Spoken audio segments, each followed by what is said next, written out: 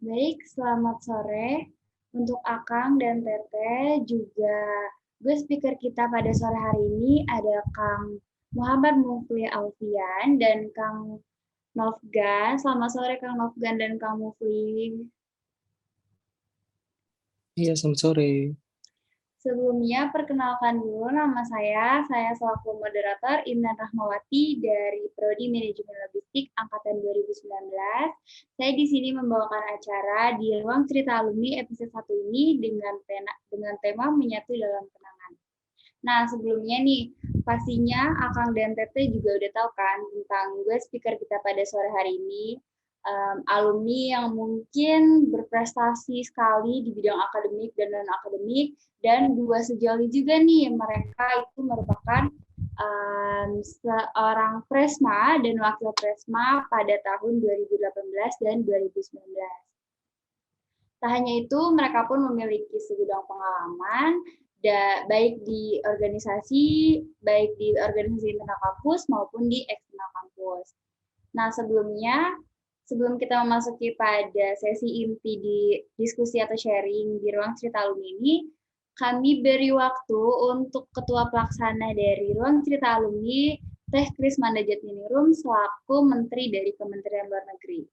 Waktu dan tempat saya persilakan, Teh. Baik, terima kasih buat Intan.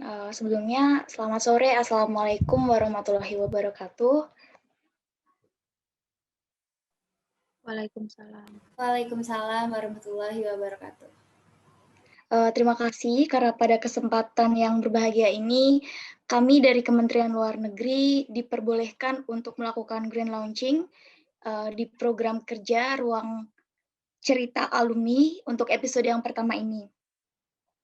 Jadi untuk memperkenalkan Ruang Cerita Alumni sendiri itu sebagai wadah dari alumni Stimlok untuk berbagi cerita dan pengalamannya dengan kita mahasiswa Stimlok. Dan hari ini merupakan episode pertama dengan tema Menyatu dalam Kenangan. Kami dari Kementerian Luar Negeri mewakili teman-teman dari Badan Eksekutif Mahasiswa Stimlok periode 2021-2022 mengucapkan terima kasih sebesar-besarnya kepada Kang Mufli dan Kang Rian karena telah menyempatkan waktunya untuk berada bersama dengan kami, anggota BEM periode 2021-2022. Dan besar harapan kami, semoga acara ini bisa berjalan dengan lancar dan bisa bermanfaat untuk kita semua. Mungkin cukup sekian yang dapat saya sampaikan. Terima kasih. Selamat sore. Assalamualaikum warahmatullahi wabarakatuh. Waalaikumsalam warahmatullahi wabarakatuh. Terima kasih untuk Teh Manda atas sambutannya. Selanjutnya saya akan memberikan waktu untuk sambutan dari Presiden Mahasiswa yang sedang menjabat saat ini. Bagi Kang Egana, selamat sore Kang. Mohon untuk memberikan sambutannya ya, Kang. Ya. Terima kasih pada moderator. Assalamualaikum warahmatullahi wabarakatuh. Selamat sore teman-teman semuanya. Salam sejahtera untuk kita semua.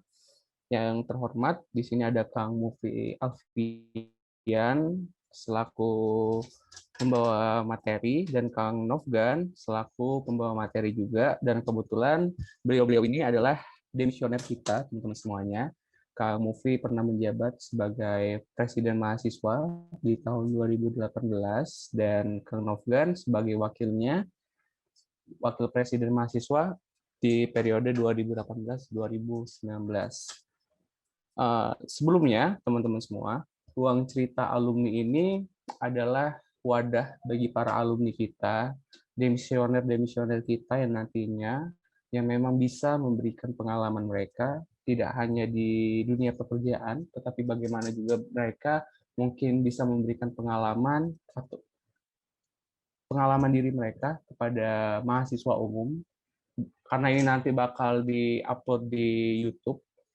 Jadi semoga ini bermanfaat kepada mahasiswa umum juga, yang memang kita menjembatani antara demisioner kita atau alumni kita, yang nanti bakal bisa memperpanjang koneksi dan linknya, gitu.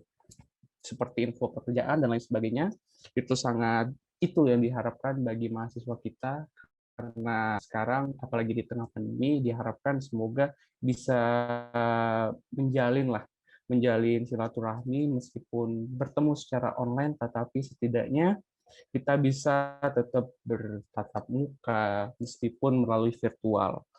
Baik, saya atas nama pribadi selaku Presiden Mahasiswa BMKM Simlok tahun 2021-2022, mohon maaf kepada Kang Mufri serta Kang Novgan bila dalam pembawa acara ini terdapat beberapa halangan ataupun terdapat beberapa force major yang memang kita tidak ketahui ke depannya, tapi saya harap ini tidak merusak makna dari ruang cerita alumni itu sendiri. Dan saya juga berterima kasih kepada Kang Mufti dan Prof. Novgan telah bisa bersedia meluangkan waktunya di tengah kesibukannya bekerja, meskipun di weekend kali ini, weekend sore, bisa memberikan waktunya untuk bersama-sama dengan teman-teman di BMKM Simlok. Baik, diharapkan semoga ruang cerita alumni ini targetnya akan kita laksanakan selama 1 bulan sekali, dan ini kita targetkan setiap alumni yang memang memberikan ceritanya di dunia pekerjaan itu bisa membuka dan memotivasi untuk teman-teman kita di luar sana bahwa oh begini loh, ternyata dunia pekerjaan itu begini, suka dukanya begini. Mungkin itu saja yang bisa saya sampaikan. Saya memohon maaf juga karena saya tidak bisa menemani sampai akhir karena ada beberapa acara hari ini termasuk pengajian, dan saya mohon maaf bila nanti ada kesalah kata ataupun apa. Ini yang menggantikan nanti adalah TL Zena sendiri sebagai selaku apresnya. Mungkin itu saja yang bisa saya dapat sampaikan. Lebih kurangnya saya mohon maaf. Kepada Allah saya mohon ampun. Wabillahi taufiq wa hidayah. Wassalamualaikum warahmatullahi wabarakatuh. Waalaikumsalam warahmatullahi wabarakatuh. Terima kasih atas sambutan dari Kang Egana selaku Presiden Mahasiswa yang sedang menjabat saat ini. Selanjutnya, sebelum kita sharing lebih jauh lagi, alangkah baiknya kita mengenal lebih jauh lagi nih tentang guest speaker yang akan menjadi narasumber tempat sharing kita di sore hari ini.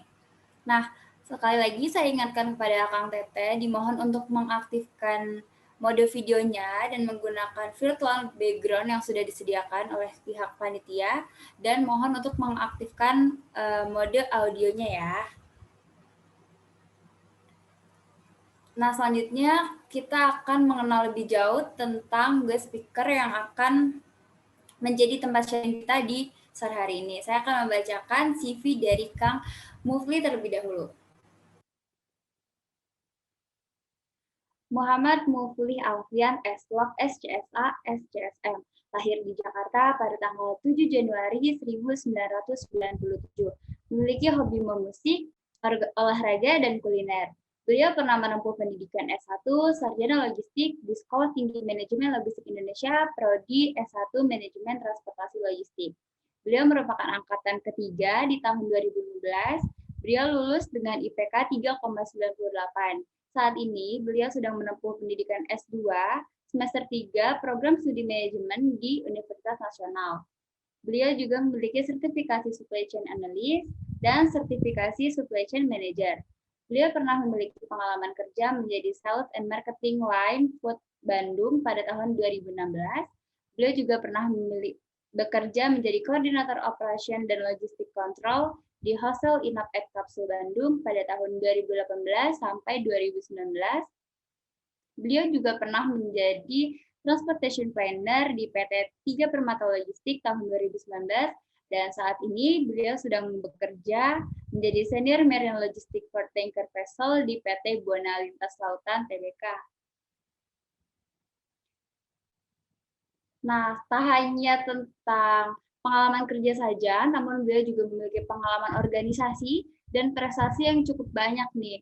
Yang pertama, beliau pernah mengikuti organisasi dan menjadi ketua di Raja Wali Muda Kreatif, mengikuti Minister of Marketing of Technology and Networking di Indonesian Youth Dream, mengikuti Minister of Event Creative Management di Nusantara Young Leaders, mengikuti Director of program Inyong Top Bandung, dan pernah menjabat sebagai Menteri Luar Negeri nih di BEM Stimlok pada tahun 2017-2018, dan juga pernah menjabat sebagai Presiden Mahasiswa di BEM Stimlok pada tahun 2018-2019. Tak hanya pengalaman organisasi, beliau juga pernah mendapat prestasi menjadi juara favorit di Logistik and Supply Chain CHAM di ITS dan menjadi nominasi juara di Prodi Transportasi Laut Event Distribusi Minyak dan Gas di ITS, juara 1 PKM Stimlok pada tahun 2018, juara 1 Lomba Debat Logistik Stimlok pada tahun 2017, juara 1 Mahasiswa Berprestasi Manajemen Logistik di tahun 2018, dan menjadi lulusan atau wisudawan terbaik Stimlok pada tahun 2019. Wow, cukup menarik juga nih ya, Kang Teteh. Nah, selanjutnya nih saya akan membacakan CV-nya dari Kang Nofgan. Nofriandi Agung Utama S.Lok, lahir di Lahat, Sumatera Selatan pada tanggal 28 November tahun 1997.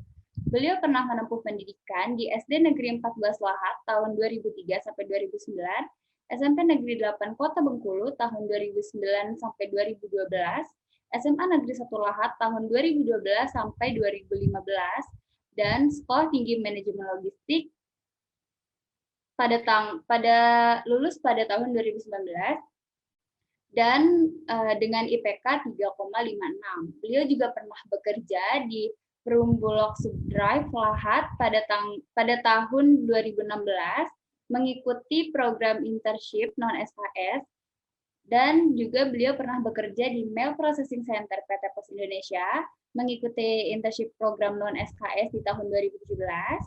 Beliau juga pernah mengikuti magang di PT Eglity Internasional Halim Perdana Kusuma pada tahun 2018, dan saat ini beliau sedang bekerja di PT Propan Raya ICC Branch Malang di tahun ini. Tak hanya pengalaman kerja, beliau juga memiliki pengalaman organisasi dan prestasi juga sertifikasi yang cukup banyak nih, Akang Teteh. Yang pertama, beliau pernah menjabat nih sebagai Ketua UKM Basket Stimlok pada tahun 2016. Beliau pernah menjadi Duta Kampus pada tahun 2016. Beliau pernah menjadi Ketua Umum Himpunan Mahasiswa Manajemen Logistik pada tahun 2017-2018. Pernah menjadi anggota UKM Wasenda pada tahun 2017. Pernah menjadi tim survei Ketimbang Ngemis Bandung Utara pada tahun 2017, tim logistik ASA Community Bandung pada tahun 2017, anggota Daya Mahasiswa Sunda Bandung 2017, dan pernah menjadi Wakil Presiden Mahasiswa dan Kemas Stimlok pada tahun 2018-2019. Tak hanya pengalaman organisasi, beliau juga memiliki prestasi dan sertifikasi nih. Yang pertama, beliau pernah menjadi juara 2 Duta Pariwisata Kabupaten Lahat, memiliki kompetensi sertifikasi SAP Fundamental, memiliki kompetensi sertifikasi ekspor-impor pada tahun 2019, menjadi Putra Berbakat Sriwijaya atau Duta Pariwisata, mendapatkan beasiswa Yayasan Pendidikan Bakti Pos Indonesia pada tahun 2019, dan mengikuti Trainer Leadership Logistik Branch Malang. Wow, cukup menarik sekali nih ya, antara pengalaman, prestasi, semuanya balance gitu. Nah, sekarang kita akan membahas tentang bagaimana beliau-beliau ini, narasumber kita ini bisa mendapatkan itu semua, antara organisasinya beliau maju, dan beliau juga tidak meninggalkan status mereka sebagai mahasiswa. Nah, untuk yang pertama nih Kang Teh, saya ingin bertanya dulu kepada Kang Muflih mungkin ya. Sore Kang Muflih.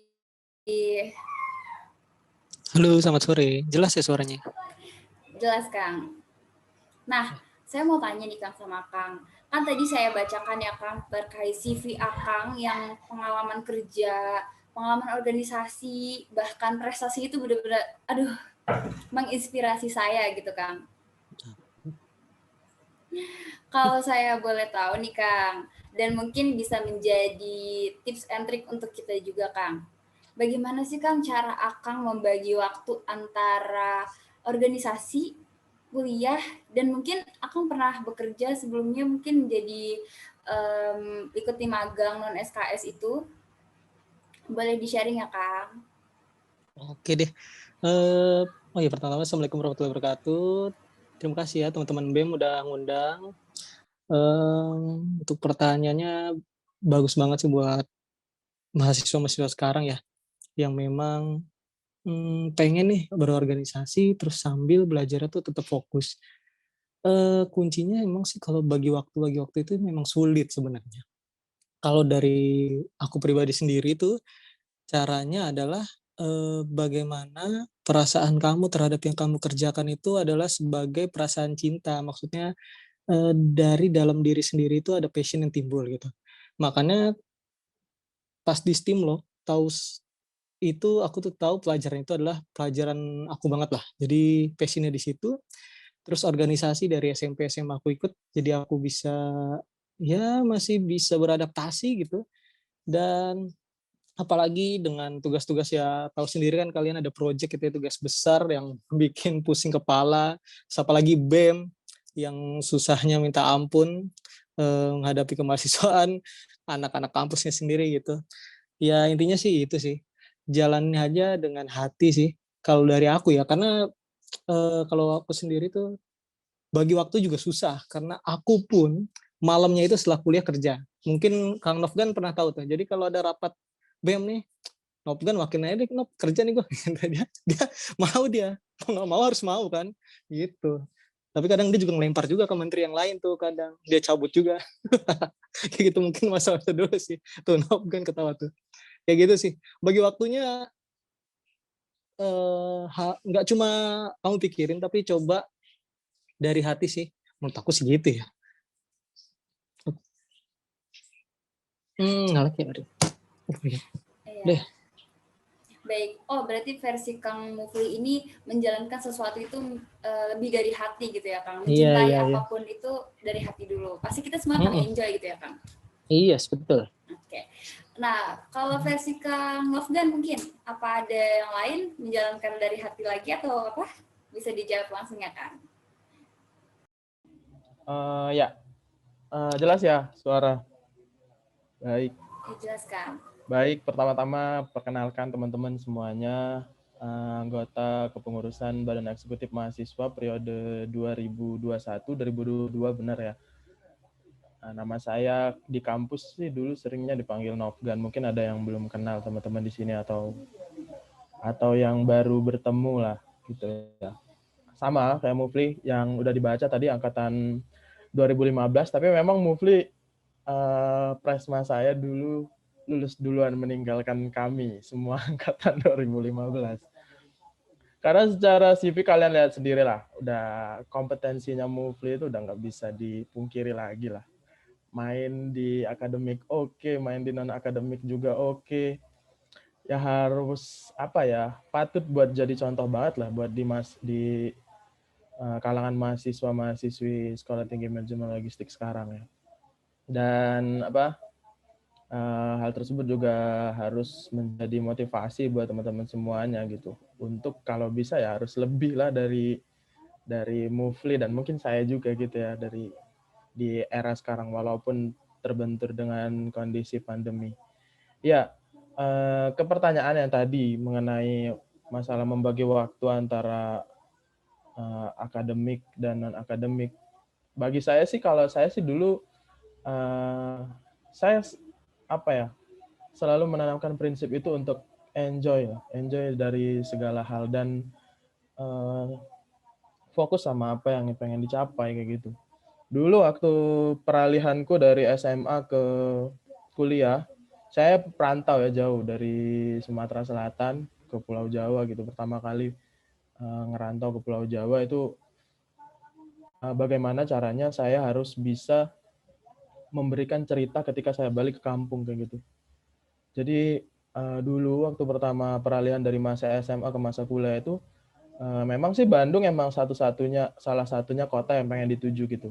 Nah, saya udah ngelihat kalau di Bandung itu kotanya mahasiswa gitu, banyak orang-orang besar lah di situ. Walaupun dulu di angkatan 2015 itu kuliah di Stimlok itu belum sebesar sekarang mungkin. Tapi gimana caranya ya harus membuat relasi yang sebesar-besarnya kayak gitu kan. Makanya dulu saya bukan tidak memprioritaskan urusan pendidikan nih nomor satu ya. Saya selalu tidak membawa urusan pendidikan itu yang paling utama kayak gitu. Jadi yang paling saya utamakan sih dulu gimana caranya pendidikan oke jalan, tapi circleku atau linkku di luar kampus itu juga harus tetap jalan kayak gitu. Jadi makanya dulu caraku membagi waktu yaitu ketika ada berbenturan dengan kewajiban ya udah aku jalankan dulu hal yang wajib. Sisanya setelah dijalankan hal yang wajib baru aku jalankan yang memang jadi targetku setelah selesai dari kuliah selama aku jadi mahasiswa di Stimlok kayak gitu. Jadi ya secara total sih apa ya? Ya enjoy kayak gitu. Bener sih kata Mufli harus senang lah menjalaninya kayak gitu. Dan mungkin sih balik lagi ke pembawaan diri ya. Ketika kita memang udah jadi orang yang senang bersosialisasi ya pasti itu bakal jadi passion lah. Untuk ngerasa cuman kuliah dari kosan ke kampus kayak gitu kayaknya sih bikin diri kita nggak nyaman sih kalau kata aku. Dan aku bukan tipikal orang yang kayak gitu sih, pengennya ya pulang itu ya mandi aja gitu. Mandi terus istirahat ya udah ke kosan. Sisanya ya saya sih dulu keluar cari circle yang baru gitu, kenal sama orang-orang baru, ikut komunitas ini itu kayak gitu. Ya kayak gitu sih kalau dari aku dulu selama kuliah. Intinya ya enjoy lah. Enjoy dan tidak menjadikan pendidikan itu beban buat ya udah nih kuliah harus tiap hari harus kuliah terus. Urusan di luar itu nggak usah dipentingin, nggak kayak gitu sih kata aku. Kalau aku sih gitu. Mungkin.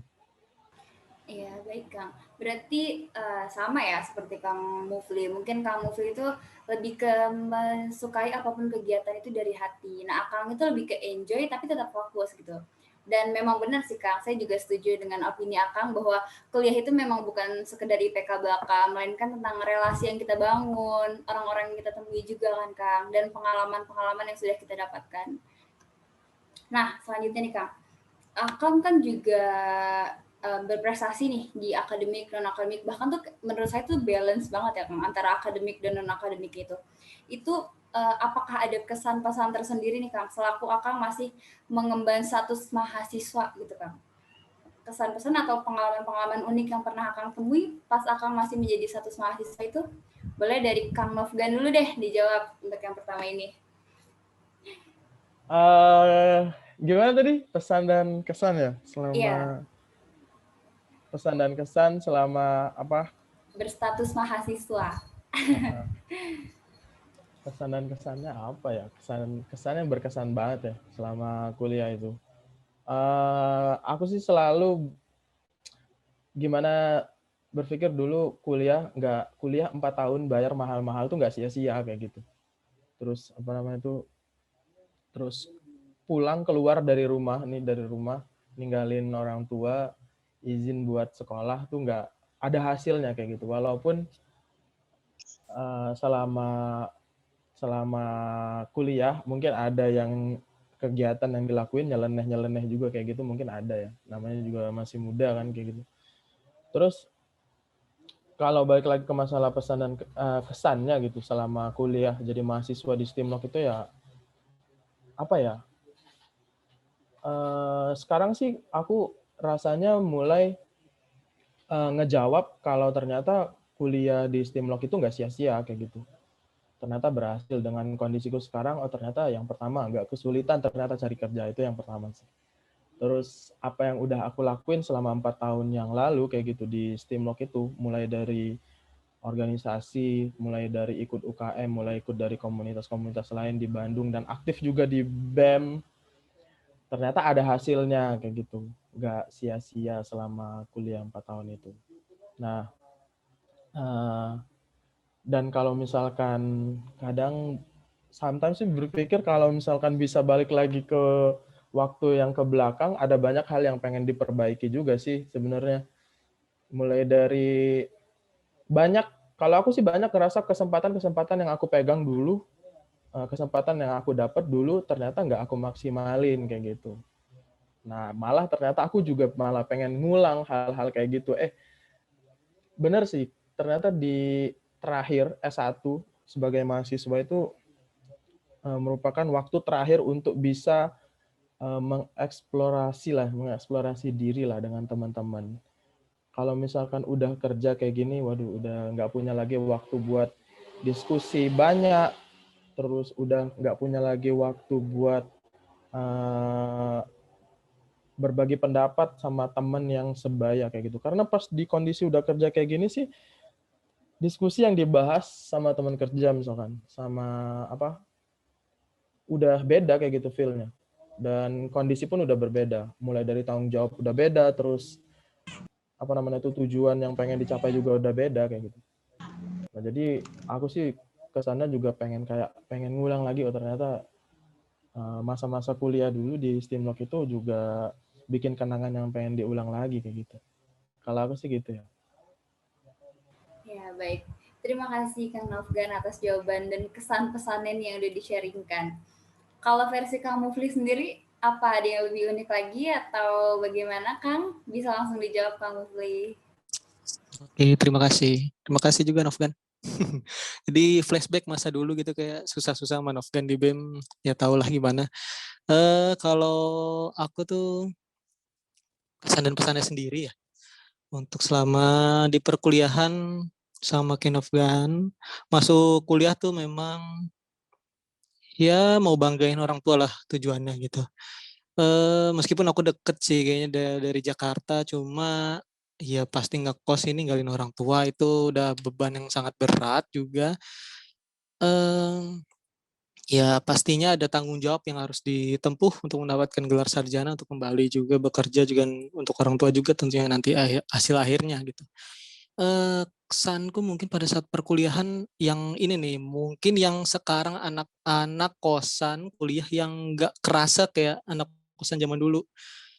Kalau anak kosan sekarang tuh kayaknya gimana ya? Teman-temanku mungkin rata-rata kali ya 70%, 80% orang kayaknya duit bulanannya cukup cukup banget kayaknya. Jajan di kantin terus tiap hari gitu kan. Ke mall lah. Bandung tuh kan pusat wisata ya. Pusat wisatanya lah yang di Jawa Barat lah gitu. Jadi kayak seneng gitu kayak cukup. Nah, ini pernah aku sampaikan juga pada saat apa itu? Penerimaan mahasiswa baru tahun 2000 berapa ya kita lulus ya, 2019 ya. Itu tuh aku pernah nyampein bahwa aku pada saat itu ini udah kayak kisah orang tua zaman dulu sih. Aku dapat uang bulanan ini mungkin kesan kuliah nih kayaknya. Uang bulanan tuh cukup, itu sangat cukup banget, nggak ada lebih dari kata cukup. Kalau nominalnya ya, wah parah, dan nominal jauh di bawah orang-orang pada umumnya, teman-teman pada umumnya. Jadi biasanya teman-teman kalau ngajak ke kantin, ayo beli kantin, ayo beli ke kantin. Enggak, udah masak nasi di kosan kayak gitu. Jadi kayak ini orang kayaknya jajan banyak-banyak banget ya gitu. Terus ya di situ mungkin dari kondisi ekonomi pada saat itu kayaknya karena aku punya 4 adik juga, jadi aku nggak memaksakan untuk orang tua aku memberi lebih. Jadi pada akhirnya tuh aku sempat kerja malamnya itu di salah satu hotel di Bandung. Mungkin tuh juga tahu. Terus eh, untuk akademiknya yang lain tuh kesannya pada saat semester 2 atau 3 atau 4 itu kayaknya kondisi ekonomi finansial orang tua aku tuh lagi agak drop, jadi harus merelakan motor kesayangan untuk dijual untuk SPP. Nah itu kesan yang paling mungkin sedih, tapi kayaknya enggak sih, karena ini emang buat tanggung jawab. Akhirnya tuh setelah itu sampai dengan lulus aku nggak punya motor sama sekali, minjem terus. Kayak gitu sih kesannya. Mungkin itu ya nggak lucu ya, tapi ya apa ya, sedih aja gitu. Tapi intinya sih balik lagi ke teman-teman bahwa camkan dalam hati gitu, dalam lubuk hati yang paling dalam, kuliah itu tujuannya untuk membanggakan orang tua gitu. Tujuannya itu sih, untuk membanggakan orang tua, dapat hasil nanti juga bisa balik, kalian bisa dapat kerja juga bantu balik orang tua, karena orang tua kalian juga pasti umurnya akan bertambah gitu. Kayak gitu sih kalau dari kesan akademik. Kalau di kayak mungkin di BEM tadi Novkan udah pernah jelasin belum di BEM ya. Kesan di BEM belum kali ya. Kita di BEM tuh sempet diomelin ketua, mungkin nanti si Ega bakal ngerasain sih ya kita ketua Stimlok gitu diomelin ketua yayasan kita pada saat itu dibikin acara pada saat itu Novgan di auditorium kita sampai dipanggil polisi ada intelnya bayangkan itu karena apa itu Nov ya BEMSI kalau nggak salah tuh ya Iya, dikira nanti kita deklarasi bakal mengkudeta pemerintahan gitu makanya ada intel gitulah biasa mahasiswa tapi memang itu kendali pasti itulah shock yang bikin kagetnya di BEM gitu kalau dari segi akademik mungkin nih mungkin aku yang cerita bareng Novgan sih ini makasih banget BEM udah barengin aku lah sama Novgan lagi udah lama kita juga nggak ngobrol ini kita pernah apa itu ya training LSCM ya logistik supply chain camp itu di Surabaya di ITS itu tuh kita pakai duit sendiri apa dibayarin sih Nov ya saya lupa juga deh duit sendiri ya setengah-setengah lah kalau nggak salah ya tapi dibayarnya dikit juga sih dari kampus kami berangkat lah naik kereta ekonomi kayak gitu ya biasalah terus tidurnya yang lain di hotel kita tuh di masjid Ngampar dekat ITS kita nitip aja ke tukang jaga itu marbot masjid ITS tuh dekat ITS itu sih yang paling bikin itu tapi kita membawa bangga sih nama Stimlok pada saat itu masih masuk gitu ke ITS berani gitu menunjukkan diri ke ITS bahwa Stimlok bahwa di Indonesia tuh punya kampus kayak Stimlok gitu kayak gitu sih. Kalau pesannya tadi ya teman-teman harus camkan sih dalam diri gitu di Bandung bukan saatnya main-main meskipun ini kota penuh permainan sih ya tapi teman-teman ingat tujuan utamanya adalah untuk orang tua gitu sih terima kasih. Baik, terima kasih juga untuk Kang Mufli dan Kang Novgan atas jawabannya. Dan ini juga memotivasi sekali dan mengingatkan kita kembali bahwasannya kuliah itu bukan untuk foya-foya senang-senang belaka kan Kang. Ada tanggung jawab dan hasil yang harus kita serahkan kembali kepada orang tua. Nah, pertanyaan selanjutnya nih Kang. Kan Akang juga dua sejauh ini kan sepasang waktu itu menjadi presma dan wakil presma. Apa ada kesannya tersendiri nih waktu Akang menjabat sebagai presma dan wakil presiden mahasiswa itu gitu? Atau pernah ikut apa gitu hingga akhirnya menjadi kesan yang nggak pernah dilupain gitu di status presma dan wakil presiden mahasiswa itu? Silakan Kang Mufli dulu deh yang jawab versi Kang Mufli sebagai presmanya dulu. Terima kasih. Ini jujur-jujuran ya.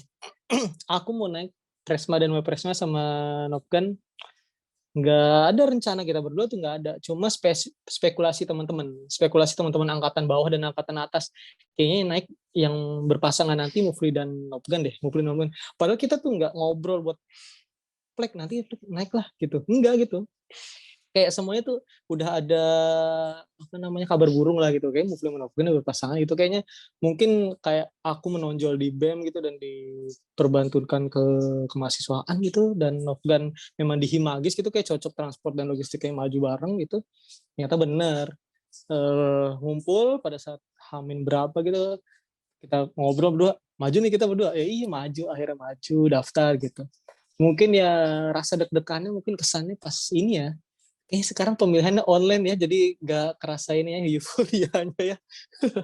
Ini euforia kemarin pemilihan langsung tuh deg-degan sih, yang kayak beneran pemilu ya, pemilihan kayak memilih kayak sebelah sini nyerang gitu ada, ya gitu nyerang-nyerang lah. Aku juga sabar aja gitu, kayak aduh, kayak gimana ya? Di situ ada backingan ini, di situ ada backingan ini. Waduh, aku mah jalan masing-masing. Yang penting visi misinya kita sama dan untuk tujuannya untuk kampus juga gitu.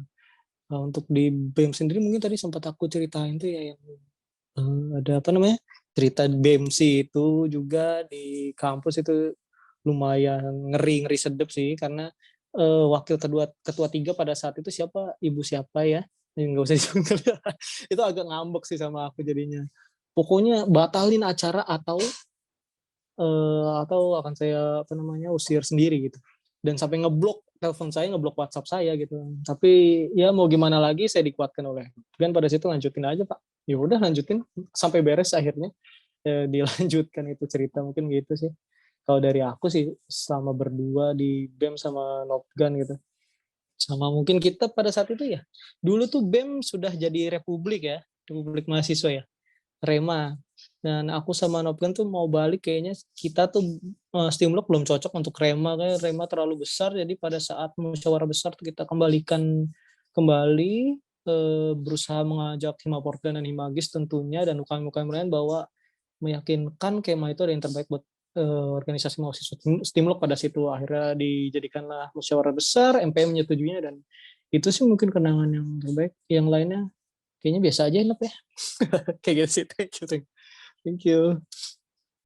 Iya, terima kasih Kang Mufli. Baik, kalau versi Kang Nofgan sendiri, apa pengalaman atau kesannya nih saat akan menjadi wakil presiden mahasiswa pada saat itu? Ya, apa ya, udah sekitar 2 tahun yang lalu lah sama Mufli itu. Emang dulu sih aku peralihan dari awal tuh aku pernah ikut BEM. Awal ikut BEM itu di Kementerian SDM kalau nggak salah, itu menteriannya Kang Fadil. Tapi ternyata baru jalan berapa bulan itu diminta mundur sama Kang JK, sama Kang Fadil juga dulu presmanya. Buat kayaknya untuk sekarang kamu lebih baik di himpunan deh, itu buat gerakin himpunan, Himagis dulu. Akhirnya aku keluar dari BEM. Akhirnya aku ikut pemilihan ketua himpunan dulu. Nah, selama di himpunan selama 1 tahun, satu periode lah. Keluar dari situ, ya itu tadi sama selesai. Sebenarnya sih dulu banyak dorongan dari teman-teman minta ya udah calonin aja jadi presma gitu, dari perwakilan dari manajemen logistik. Cuma waktu itu ada beberapa hal yang jadi pertimbangan kenapa ternyata aku memutuskan untuk tandem sama Mufli jadi wakil presiden. Karena dulu kita itu apa ya istilahnya tuh masih era-eranya buat show up lah ke kampus-kampus lain. Nah, dan arahnya lebih ke gimana sih caranya teman-teman di dalam kampus sendiri itu enggak mengedepankan egonya masing-masing di dalam tiap-tiap ormawa dulu. Jadi gimana caranya kita sama-sama ada sinergi dari tiap ormawa, dan akhirnya tuh jadi jargonnya kita tuh, aku sama Mufli, buat apa bersinergi sama ormawa-ormawa yang lain. Nah, akhirnya dulu aku memutuskan buat ya udah aku jadi wakil presiden mahasiswa, Mufli yang jadi Kema. Condongnya dulu Mufli arahnya lebih ke akademik, lebih ke internal, dan mengenai hubungan luar dan apa pergerakan mahasiswa itu lebih ke aku kemarin dulu di waktu periode kami. Nah, banyak banget sebenarnya yang dilewatin. Salah satunya ya mulai mungkin awal aktif untuk masuk BMC itu dulu pas periodeku ya. Mulai aktif BMC, tapi dulu sembunyi-sembunyi karena banyak dorongan, banyak larangan dari dari dosen-dosen yang nggak ngebolehin ikut BMC dulu. Karena ya itu tadi, takutnya ada ada paham-paham yang lain lah yang disusupin ke mahasiswa Stimlok terus nyebar-nyebar. Cuman dulu aku ngerasa sih kayak yang berlebihan gitu. Ya benar yang dikata Mufli, dulu kita pernah kita dulu pernah berani buat jadi tuan rumah musyawarah BMC Jabar itu di kampus, di auditorium, tapi diem-diem. Sampai Intel datang ke pos satpam dulu. Intel nanyain penyelenggaranya di mana-mana aja nih. Untungnya sih media belum datang dulu. Akhirnya ke endus lah sama dosen dan dimarahin. Tapi ternyata jalan-jalan juga, selesai juga. Terus selama di BEM dulu juga, aku juga arahnya lebih kayak, karena kita pengen aktif di BMC ya mulai ikut aktif di isu-isu yang diangkat sama BMC dulu. Aku berapa kali ya demo ya. Dan demo dulu zamanku itu nggak banyak karena memikirkan resiko. Jadi cuma beberapa orang yang ikut kayak gitu. Bulan puasa dulu kita pernah demo tuh, bulan puasa aku demo sama Presma setelah kami, sama Davi, cuma berdua tuh. Gabung sama anak-anak UPI. Ya gitu, demo terus sampai ke Jakarta sana, ke depan gedung MPR itu izin sama Mufli dulu, Pak berangkat aku sama Davi nih. ya udah berangkat perwakilan. Terus sama yoga, agoy juga dulu aku pernah demo di depan Polda ya. Mungkin kayak gitu ya. Karena mungkin dulu semangatnya gitu loh, semangat mulai masuk di BEM itu berubah lah arahnya. Lebih ke memang ya gimana sih orang-orang yang aktif di eksekutif, bukan aktif di himpunan, mengangkat isu-isu kerakyatan. Kan itu sekarang yang jadi yang harusnya balik ke dasarnya atau kita di BEM itu kan kayak gitu kan. Perpanjangan tangan antara mahasiswa dan implementasi apa namanya tuh trilogi dunia pendidikan itu. Banyak banget lah yang kita lewatin. Cuma memang ada beberapa miss-miss apa ya yang udah kita canangin sama Mufli itu yang nggak terselenggara karena memang Steamlock itu terkenal dengan apa ya waktu yang singkat lah, waktu yang singkat peraturan yang berubah-ubah. Jadi banyak banget miss-miss kegiatan-kegiatan yang memang pengen dilaksanain dulu tuh ternyata nggak terlaksana sama Mufli, terus sama teman-teman juga. Jadi ya ada banyak banget gitu cerita yang pernah dilewatin bareng sama Mufli mulai dari apa namanya tuh perubahan nama dari Republik Mahasiswa jadi Keluarga Mahasiswa dulu, terus Disnatalis yang dilaksanain 2 kali dalam 1 tahun, akhir-akhir periode. Mungkin ya dulu waktunya kampus kita tuh mulai fase-fasenya berkembang ya, dan fase-fase berkembang pun dari setiap ormawa juga punya tujuannya masing-masing buat dicapai kayak gitu. Jadi rintangan juga banyak yang belot, banyak yang nggak suka juga sama BEM, banyak yang ngasih masukan, banyak yang ngasih kritik juga dulu. Karena awal juga dulu waktu pemilihan pun kita banyak juga masalah sama Mufli itu. Nggak kayak, mungkin kayak sekarang agak berbeda ya konsepnya pemilihan Presma. Kalau dulu ya pasang-pasang banner gede, sampai dimasalahin sama partai A, sama partai B, waduh. Ya itulah dulu. Terus banyak juga apa titipan-titipan gimana ngelaksanain ini. Ya zaman dulu lah. Mungkin sih kalau kata aku sih masih kalah jauh ya, masih kalah jauh sama kalau aku lihat dari teman-teman di BEM-BEM kampus-kampus besar ternama lah, mereka si dinamikanya emang luar biasa hebat kayak gitu dibanding sama kita yang memang ngerintis fase dari awal gitu, ngerintis fase dari awal dan nggak ada yang mengarahkan kayak gitu. Jadi berat lah. Dan aku harap sih ya di semakin berjalannya waktu ya semakin ada perkembangan yang lebih baik kayak gitu dari sistem ormawa yang dibentuk sama stakeholder terkait di Sekolah Tinggi Manajemen Logistik. Dan harapannya juga yang teman-teman di BEM sekarang itu kayak kemarin aku lihat di BEM IG-nya BEM kan ada yang udah ikut ini juga kan apa Munas Iya, di Kang. Universitas Andalas kan. Wah, itu keren banget. Itu udah keren banget lah. Walaupun aku juga baca beritanya juga di Munas Unan juga ada masalah kan.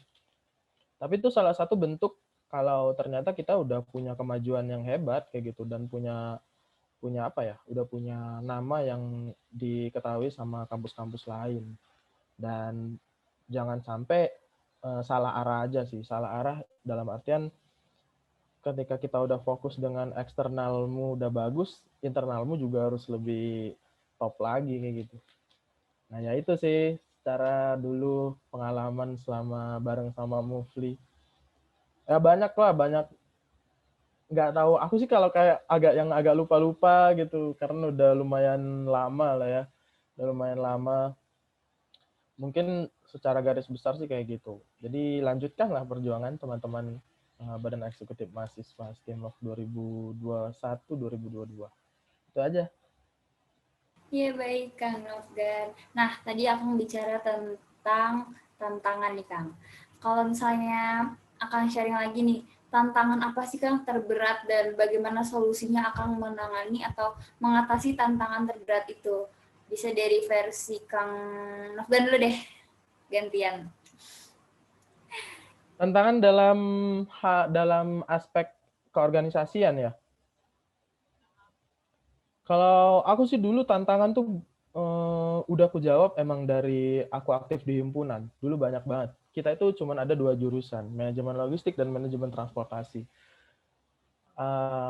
Gesekan-gesekan itu selalu ada. Gesekan gimana caranya, ini antara transportasi dan logistik harus jadi nomor 1, siapa yang pengen lebih dulu kayak gitu. Nah itu dari awal aku aktif di himpunan itu ngejawab semua itu dengan nggak mikirin hal-hal yang bakal mengganggu tujuan organisasi kita kayak gitu. Jadi dari awal emang udah fokusnya kalau memang kita pengen ngelaksanain A, kalau memang jalan kita mau ke A, ya udah kita nggak usah belok-belok ke B. Jangan sampai apa yang udah jadi tujuan kita ngerusak goals yang pengen kita capai itu. Nah, pas masuk di BEM juga, pas udah di BEM juga sama kayak gitu. Dari awal kita mutusin buat ya udah kita aktif nih di luar mulai dari sekarang. Gimana caranya kita harus oke ke BMC.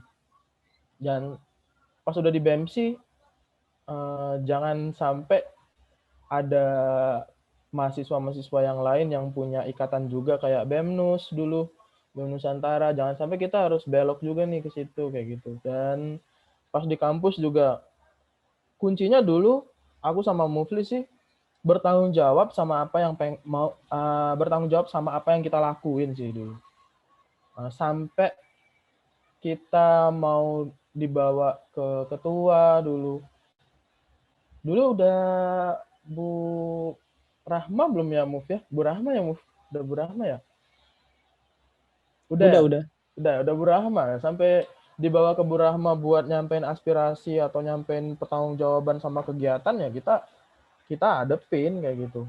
Terus ada hal-hal yang emang nggak diterima sama himpunan lewat kebijakannya BEM, ya kita datengin himpunan, kita ajak himpunannya ngobrol. Beberapa kali dulu kita sering rapat sama himpunan.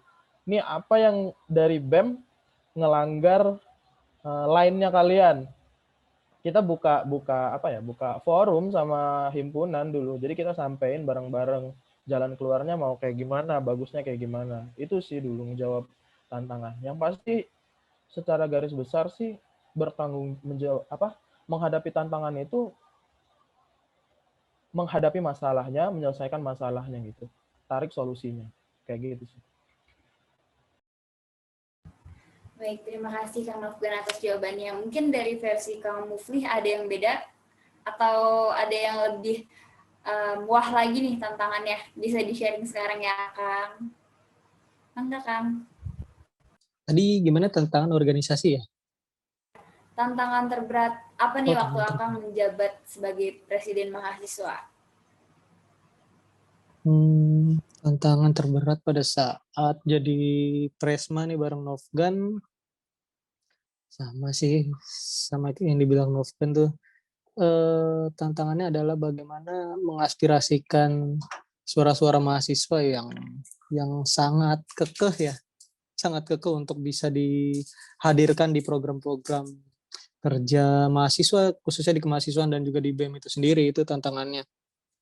Tapi balik lagi ke kita juga udah punya program kerja, susunan program kerja awalnya, dan juga agenda-agenda yang sangat prioritas untuk mahasiswa STIMLOK ke depannya. Karena yang disebutin Nofgan tadi pada saat saya dan Nofgan menjabat, itu adalah bagaimana memperbaiki internal dan juga menghadirkan STIMLOK lebih terkenal juga di kalangan kampus lain. Contohnya juga kita akhirnya masuk ke BMC dari usaha Kementerian Luar Negeri pada saat itu, si Davi dan lain-lain, dan anggota BEM yang lain juga kita ikut beberapa kali pertemuan dan akhirnya tercapailah kita sekarang menjadi anggota BMC, alhamdulillah. Ini gitu, tantangannya seperti itu, makanya kita kemarin tuh tetap fokus sih. Aku udah bilang ke anak-anak sama ke Nofgan, ada serangan dari sini, ada serangan dari sana, mereka minta ini, mereka minta ini, tolong dong Mufli, tolong Mufli. Baik, kita akan laksanakan, tapi kita fokus terlebih dahulu, prioritas kita untuk kalian yang paling urgent gitu. Jadi teman-teman mahasiswa STIMLOK tuh bisa ngerasain bagaimana perjuangan anak-anak BEM tuh untuk mahasiswa STIMLOK itu sendiri, karena kampus itu sendiri diakreditasi juga berdasarkan dengan program-program dari organisasi mahasiswanya pada saat itu. Pada saat itu juga pembina BEM pada saat itu siapa ya? Pak Dana, masih Pak Dana itu bahkan anggaran kemahasiswaan aku, Novgan, dan Padana yang buat bertiga. Jadi ini buat MPM segini juta, berapa juta pada saat itu ya, karena mungkin Padana nggak ngeblas ke semua Ormawa pada saat itu, mungkin ada perwakilan juga dari BEM, ternyata aku dan Novgan juga. Itu kayak, ini nih UKM ini prioritas nih Pak. Terus Himagi segini, Himaporta segini, terus ada MPM anggarannya segini kayak gitu. Jadi bisa diserah terimakan dengan baik dan juga dipertanggungjawabkan dengan baik sih. Dan intinya ya itu tadi sih, fokus juga dan juga pentingkan yang prioritas terlebih dahulu. Menurut aku sih gitu kalau untuk menghadapi tantangan sekarang ya. Dan jangan terburu-buru kali ya. Kemarin tuh kita banyak rancangan plan sih sama Novgan dan lain-lain, terburu-buru. Yang tadi Novgan bilang Stimlok itu juga adalah kampus yang singkat dan padat gitu, jadi kita ngadain ini mintanya harus cepat dan segala macam, giliran kita udah buat cepet duitnya nggak ada ya, duitnya nggak ada dan duitnya baru keluar mepet, jadi planningnya agak kurang bagus. Seperti itu sih, kayak gitu sih dari saya. Terima kasih. Iya, terima kasih juga Kang Mufi atas jawabannya. Nah, kita masih bahas tentang status Akang nih yang masih Presma dan Wapresma pada saat itu. Nah, apa ada pencapaian tertinggi saat Akang menjadi Presma dan Wakil Presiden Mahasiswa pada saat itu? Bisa dijawab secara bersama ya, Kang. Sekalian Akang juga kan udah lama nggak ngobrol gitu.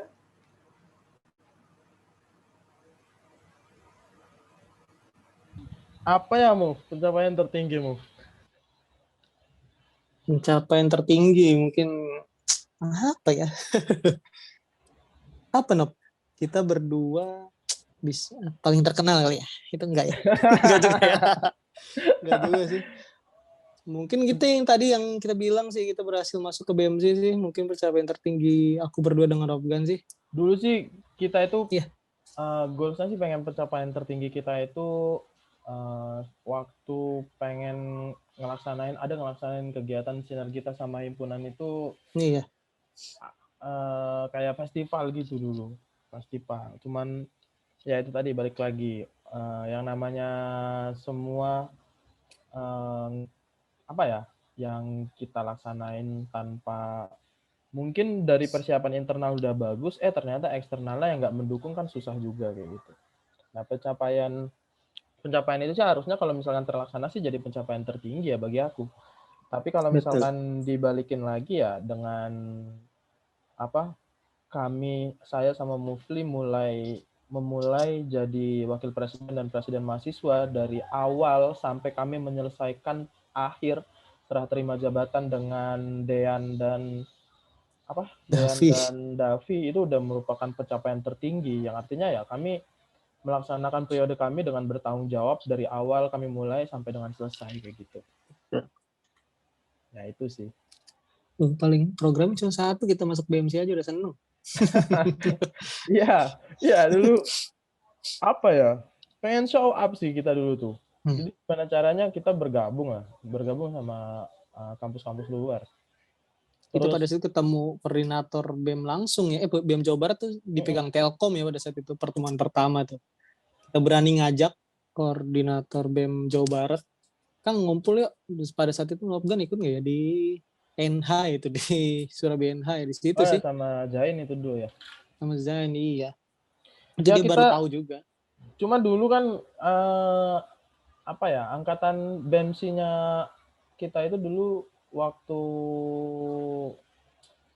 ketua umumnya dilengserkan kan, Kang Wali itu ITB dulu dilengserin kan dulu.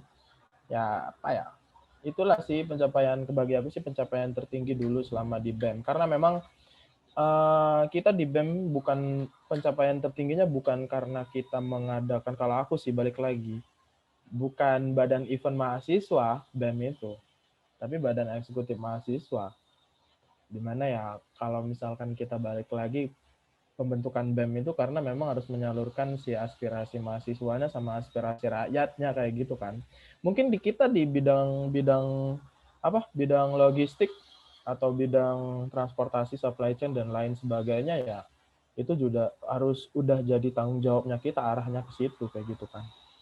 Ya itu bagiku. Baik, Kang. Berarti pencapaian tertingginya itu mengikuti BMC ya, Kang. Dan alhamdulillah sih, Kang, masih berlanjut saat ini juga kita aktif di BMC, bahkan sempat kemarin pun ada perwakilan dari kita yang mengikuti Munas di Universitas Andalas. Nah, untuk pertanyaan selanjutnya nih, Kang, kita keluar dari status mahasiswa itu. Sekarang saya mau nanya nih sama Kang Muflih dulu deh. Apa ada cerita tersendiri, Kang, sebelum Akang mendapatkan pekerjaan yang saat ini sedang Akang lakuin gitu, Kang, di perusahaan ini gitu? Atau ada tantangan sebelum Akang masuk itu kah yang unik bisa di-sharingkan, Kang? Oke, terima kasih. Sekarang udah masuk ke pekerjaan ya.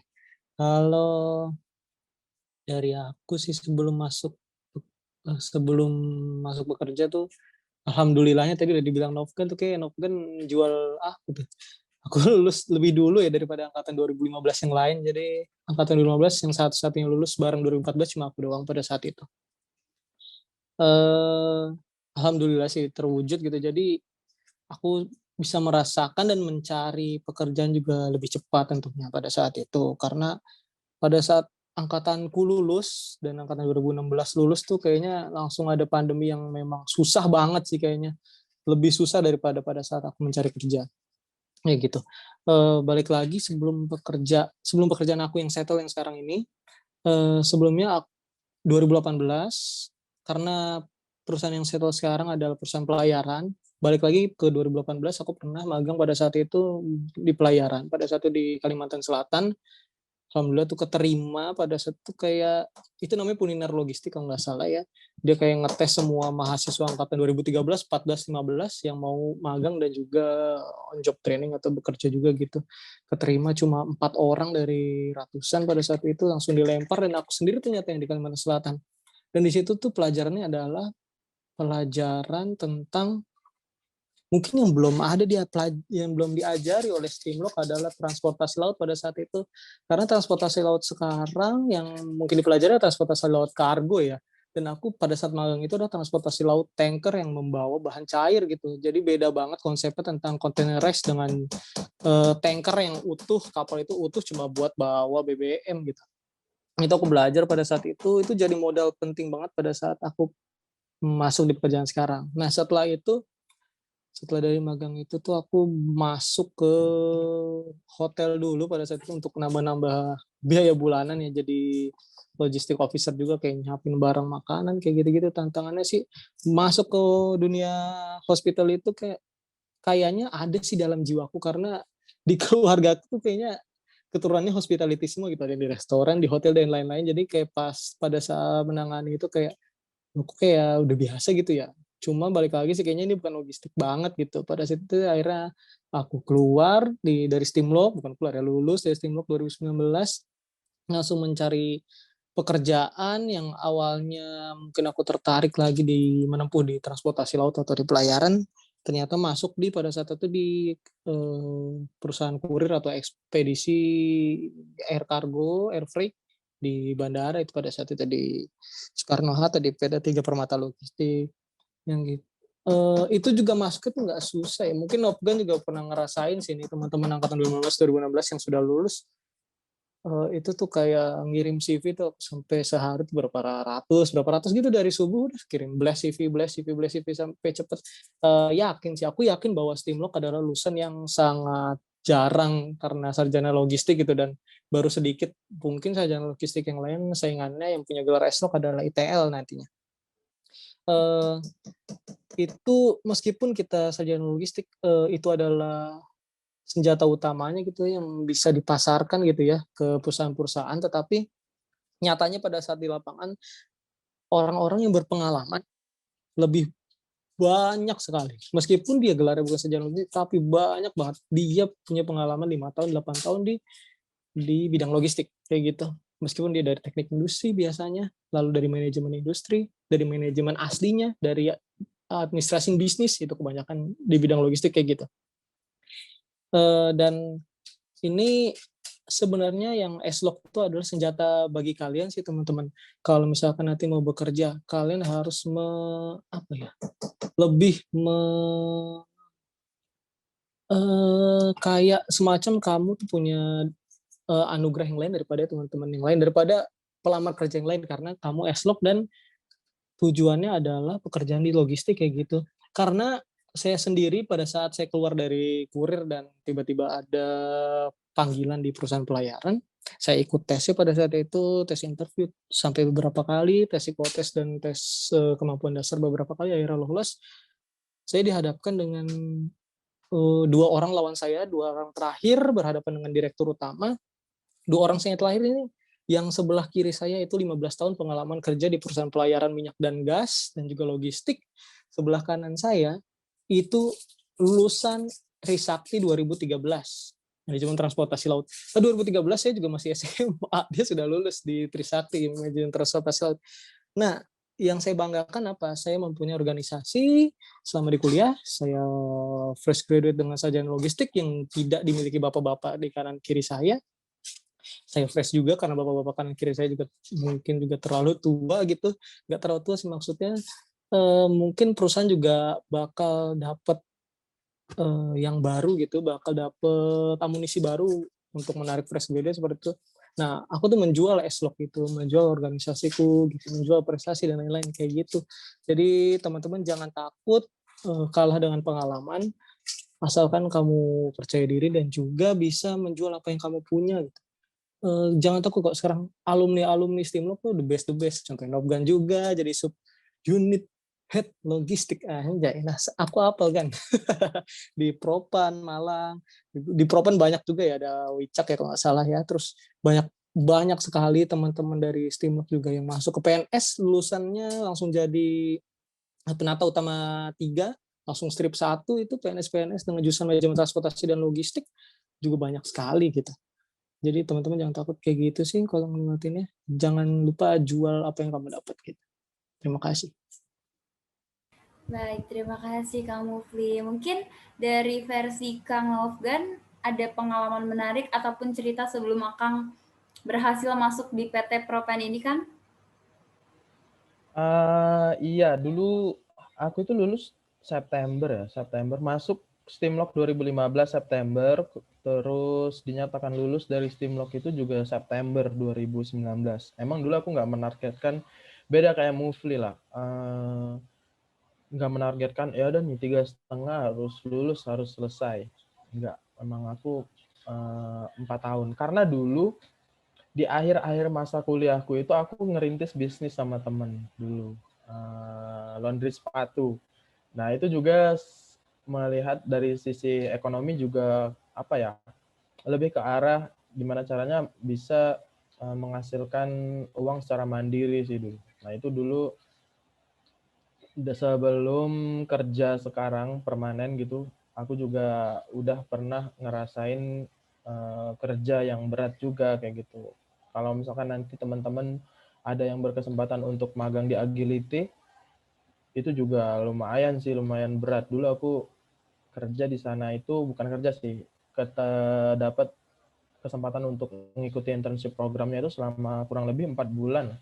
4 bulan di Halim, Warehouse Halim, wah nguli lah tiap hari. Tapi bukan kulinya yang harus dijadiin, bukan kerjaan yang beratnya yang harus diambil di apa namanya tuh kita maknai lah, bukan itu, tapi nilai-nilai yang lain. Kalau ternyata ya kita sebagai orang S1, sebagai orang logistik, bagaimana caranya kita ketika lulus ya harus punya kompetisi yang memang memantaskan diri kita tuh sebagai seorang sarjana logistik kayak gitu. Nah dulu lulus September, awal sih aku nggak memutuskan untuk ikut untuk cepet-cepet kerja ya. Jadi kayak pengen ngerasain, ya udah nih santai dulu lah, beres kuliah, kayak pengen, karena aku dulu sukanya traveling, jadi kayak pengen jalan-jalan dulu gitu. Pengen jalan-jalan, pengen keliling Indo yang belum aku datengin, walaupun aku udah sering datang ke tempat-tempat di Indo gitu. Tapi ternyata ada satu pola pikir yang ngerubah aku kayak gitu. Kenapa kalau misalkan nggak kerja sambil jalan-jalan aja kayak gitu. Nah, ternyata dulu bertepatan juga aku itu ikut apa namanya tuh event dari kabupatenku, harus ikut yang duta pariwisata tadi kelas provinsi. Ya akhirnya aku ikut itu dulu. Nah, setelah berjalannya waktu, wisuda itu bulan Februari, lulus September, wisuda Februari. Di bulan November itu ternyata ada pembukaan, awalnya sih ada pembukaan di Artaboga, di orang tua grup. Memang sih aku dulu pas daftar itu nggak pernah niat ya. Jadi pernah daftar Borwita. Pernah daftar Borwita itu tes jam 8, aku datang jam 8 lewat 10. Akhirnya nggak boleh. Nggak bisa ikut. Oh ya udah nggak apa-apa. Nggak nyesel dalam hati kayak gitu. Itu dulu tesnya di kampus. Terus ikut Artaboga. Nah pas di tes Artaboga, itu yang makin ngerubah mindset. Jadi dulu aku nggak lulus di tahap psikotes. Di tahap psikotes itu udah nggak lulus. Nah, HRD-nya bilang kayak gini, jangan berkecil hati sama apa yang nggak kamu dapat. Mungkin yang akan kamu dapat itu bukan di sini, kayak gitu. Nah, jadi aku berpikir kalau ternyata, kalau misalkan Tuhan udah memberikan haknya untuk kita, ya udah kita dapat dengan nggak merasakan kesulitan, tapi tetap ada usahanya, kayak gitu. Nah, di akhir bulan November itu, terbukalah adalah pembukaan propan di propan itu. Tadinya sih empty, tapi nggak tahu ternyata di akhir-akhir itu dipindah jadi logistik head-nya. Nah, aku ikut tes itu di propan. Dulu ada sekitar 60 orang lah di kampus itu. 60 orang yang ikut tes di ruangan Melati. Dulu di Poltek Pos ya. Aku ikut banyak dari kampus luar juga, ternyata ada yang dari Telkom, Poltek Pos, sama Stimlog sendiri. Itu sih awalnya ya enjoy aja gitu. Ngikutin setiap prosesnya. Ternyata itu prosesnya nggak psikotes dulu terus pengumuman. Ternyata semuanya tuh langsung dilaksanain baru pengumuman. Jujur ya, aku orangnya bukan orang yang pandai dalam menghitung. Memang itu bukan passionku lah untuk menghitung terus ngerjain soal-soal pengetahuan dasar kayak hitung-hitungan itu. Dulu aku nggak ngisi apa-apa waktu tes di propan itu. Cuma nggak tahu kenapa ternyata aku lulus. Dari sekian banyak 60-an orang yang tes di hari itu, ternyata yang lulus itu cuma orang 2. Dari Poltek Pos 1 orang, terus dari Stimlog ya aku yang lulus. Nah, ternyata dibawa untuk proses lanjutan interview di kantor pusat, itu di Tangerang, di daerah Cikupa. Ya udah aku ikutin. Ternyata sampai sana juga ada 1 orang yang tes langsung di pusat. Katanya sih dulu yang tes langsung di pusat itu ada sekitar orang 90-an lah. Yang lulus ternyata cuma 2 orang. Nah, 3 orang ini, 1 dari ITB, 1 dari Poltek Pos, 1 dari Telkom, dan 1 Stimlog. Di situ sih aku kayak, wah ternyata insecure lah kalau misalkan bahasa zaman sekarangnya. Ini sainganku ternyata orang-orang fresh graduate dari kampus-kampus gede dan sudah berpengalaman semua ternyata. Nggak taunya pas proses interview HRD itu melihat dari bagaimana cara kita yang awal sih dia lihat dari pengalaman, karena prosesnya itu rekrutmen untuk head, unit head, jadi sebagai leader. Yang dilihat dari mereka itu bukan kemampuan akademiknya, tapi kemampuan bagaimana cara dia mimpin sama bisa dipimpin atau enggak. Nah, itu yang ternyata di waktu itu yang aku ingat, ternyata enggak sia-sia nih selama 4 tahun kuliah di Stimlog itu aktif di organisasi. Dan sampai pada akhirnya yang lulus, yang 3 teman saingan tadi itu mereka dikasih di depan komputer jadi admin, bukan sebagai head. Nah, yang lulus ternyata cuma aku sendiri. Nah, yang lebih bikin kaget lagi, setelah lulus sampai ke interview direksi itu bukan nanya tentang apa sih logistik, apa sih supply chain, apa sih manajemen transportasi. Ternyata enggak itu yang ditanya sama mereka. Sekelasnya direksi itu mereka nanya tentang bagaimana sih cara kamu menghadapi pressure dari bawahan kamu kayak gitu. apa sih pengalaman kamu selama di organisasi, apa yang udah kamu laksanain kayak gitu. Selama kamu aktif dulu, aku ceritain ya aktif di BEM segala macam. Apa yang udah kamu laksanain, pencapaian kamu selama di BEM dulu. Ternyata tentang apa ya, ya mungkin yang pergudangan itu nggak ditanyain, ternyata yang bikin kaget di situ, oh ternyata betul-betul hal yang nggak kita pelajari di dalam kelas itu merupakan apa ya, bekal yang paling besar lah untuk kita masuk di dunia pekerjaan. Nah, sampai sekarang pun aku punya 13 tim 13 tim di dalam timku, tim logistik yang harus aku arahkan, yang harus gimana caranya dalam satu dalam 1 bulan aku harus mencapai target dan objektif yang udah ditentuin sama perusahaan. Itu proses kita dalam berorganisasi itu kepake banget lah. Belum mengenai logistiknya, belum mengenai apa yang kita pelajarin dulu ya, ekspor impornya belum mengenai manajemen pergudangannya belum mengenai manajemen inventorinya belum, tapi mengenai komunikasi yang kita jalin, jiwa leadership yang ada dalam diri kita itu untuk membawa tim kita arahnya lebih baik lagi. Nah, itu yang jadi pengalamanku, kesanku yang paling berharga, dapat nilai ternyata nggak rugi untuk aktif organisasi selama kuliah. Nah, itu sih.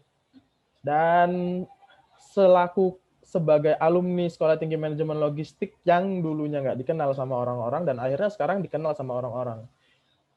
Bocoran ya, demand planner pusat di Propan itu, di pusat demand planner orang-orang komputernya ternyata orang ITB semua. Rata-rata orang ITB semua. Tapi pelaku yang menjalankan sistemnya, orang-orang orang-orang lapangannya, penentu strateginya itu ya alhamdulillahnya sih sekarang ada Wicak ya. Wicak juga orang BEM juga, dia di Mataram.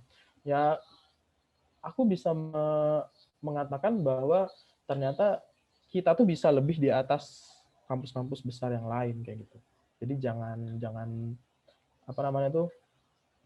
merupakan suatu kesempatan yang besar kita bisa jadi lulusan logistik lah kayak gitu. Dan peluang pun terbuka sangat lebar untuk untuk mendapatkan pekerjaan. Ya ini contohnya. Mufli udah bisa jadi senior logistik di perusahaan pelayaran kayak gitu. Dan banyak lagi lah alumni-alumni yang lain yang gila-gila banget tuh karirnya sekarang. Nah, itu salah satunya berkat dari aktif berorganisasi kayak gitu sih kalau aku. Gitu. Iya, baik Kang. Berarti organisasi juga ngaruh ya Kang saat kita mengikuti perekrutan menjadi pekerja itu gitu. Nah, sekarang nih Kang, saya mau kira-kira Kang ada nggak sih kayak pesan untuk pengurus BEM saat ini gitu di periode ini? Boleh dari Kang Mufli dan Kang Rian mungkin?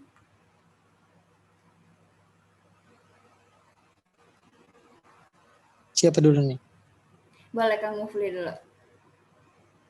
Pesan ya buat anak-anak BEM sekarang ya. Pesannya sih satu, teman-teman yang tadi aku bilang.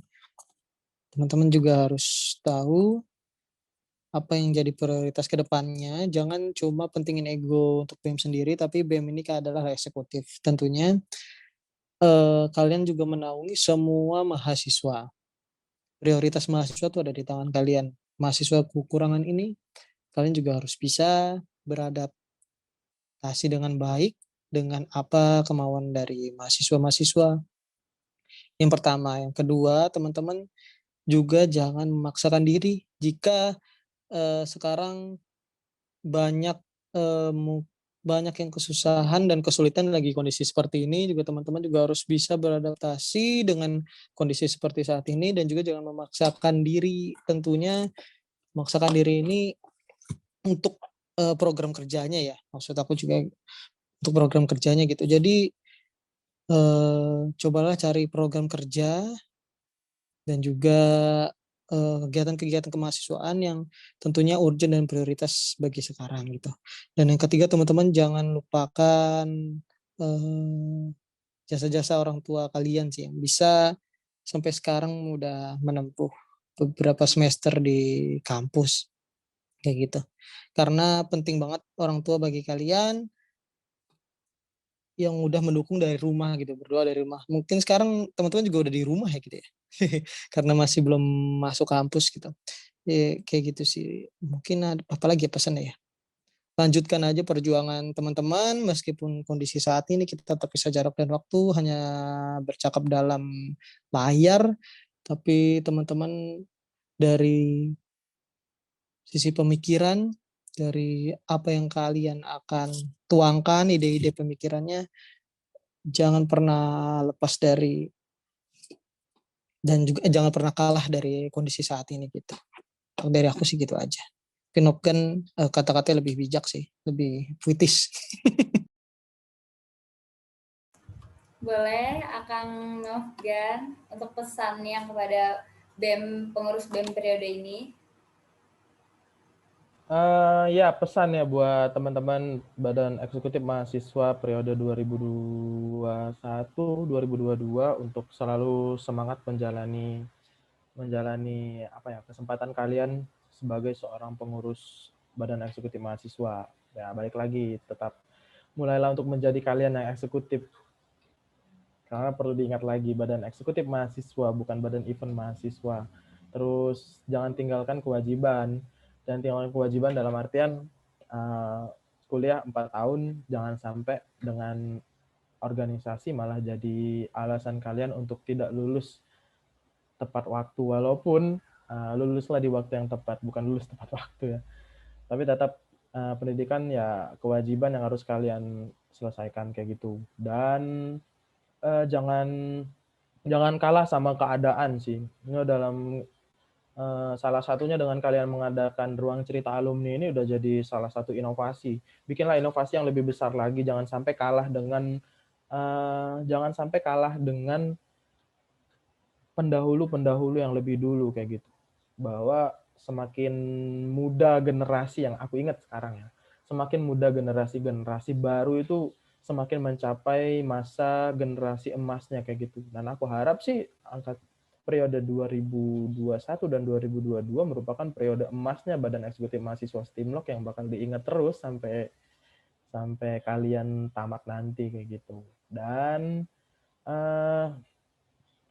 untuk segi kalian aktif di organisasi bukan cuma terpaut dengan stop di BEM aja sih, dan harus juga mulai mengeksplorasi diri kalian dengan memanfaatkan waktu kalian selama jadi mahasiswa. Karena ingatlah, setelah kalian bekerja, setelah titel kalian udah bukan mahasiswa lagi, kebebasan dari hidup kalian sebagai anak kebebasan yang kalian dapatkan sekarang itu udah mulai sedikit-sedikit direnggut lah. Udah, apalagi kalau misalkan udah nikah. Semuanya pasti udah berubah. Pasti akan ada perubahan yang yang terjadi dalam diri kalian. Jadi manfaatkanlah waktu kalian selama menjadi mahasiswa sebaik-baiknya. Karena di S2, di S3 udah nggak akan kalian temuin. Kalau aku nggak salah ya, karena aku cuma mendengar pengalaman dari teman-teman yang udah menjalanin S2 lah. Karena di kelasnya S2 dan S3 udah bukan lagi fasenya S1 sih. Udah mulai berubah, udah bukan BEM lagi yang kalian pikirin, udah bukan event apa yang pengen kalian laksanain, udah bukan itu lagi. Jadi manfaatkanlah sebaik-baiknya waktu ini jadi masa keemasannya kalian kayak gitu. Itu aja sih dari aku, teman-teman. Baik, terima kasih Kang Mufli dan Kang Rian atas jawabannya. Semoga bisa menjadi motivasi juga untuk kita para pengurus BEM 2021-2022 agar bisa lebih baik lagi. Nah, pada sesi ini kita memberikan ruang kepada Akang Teteh yang ingin bertanya, kepada Akang Teteh dari pengurus BEM 2021-2022. Bagi yang ingin bertanya bisa menggunakan fitur raise hand. Saya akan melihatnya dari fitur raise hand yang Akang Teteh berikan ini.